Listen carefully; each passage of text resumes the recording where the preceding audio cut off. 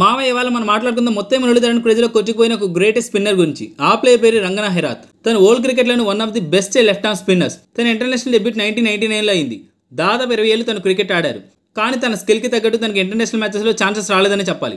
ఎందుకంటే already శ్రీలంకకి legend spinner అని మొత్తం మురళీధరన్ ఉన్నారు కాబట్టి. ఒక స్పిన్నర్ ఉండగా ఇంకో స్పిన్నర్కి ఛాన్సెస్ ఇవ్వడం ఎందుకు అనుకున్నారేమో కానీ శ్రీలంక బోర్డు చాలా తక్కువ అవకాశాలు ఇచ్చారు మామ. స్టిల్ తన ఆడిన మ్యాచెస్లో శ్రీలంకకి మోస్ట్ ఇంపాక్ట్ఫుల్ ప్లేయర్గా ఉన్నారు. 2014 వరల్డ్ కప్లో there is a match against New Zealand. ఈ మ్యాచ్లో 4 ఓవర్స్లో 3 రన్స్ మాత్రమే ఇచ్చి 5 వికెట్స్ తీసుకున్నారు. ఆ సంవత్సరం శ్రీలంక వరల్డ్ కప్ కొట్టింది. తన ఇంటర్నేషనల్ కెరీర్లో శ్రీలంక కోసం మోర్ దెన్ 500 వికెట్స్ తీసుకున్నారు. ఒక టెస్ట్ మ్యాచ్ సింగిల్ ఇన్నింగ్లో 9 వికెట్స్ తీసుకున్నారు. లెఫ్ట్ హ్యాండ్ బౌలింగ్లో ఈ ఫీట్ని అచీవ్ చేసిన ఓన్లీ బౌలర్. తను ఏ ఇంటర్నేషనల్ ఫార్మాట్లో కూడా 100 గేమ్స్ కంప్లీట్గా ఆడలేదు మామ. టెస్ట్లో 93 గేమ్స్, ఓడిఐలు 71 గేమ్స్.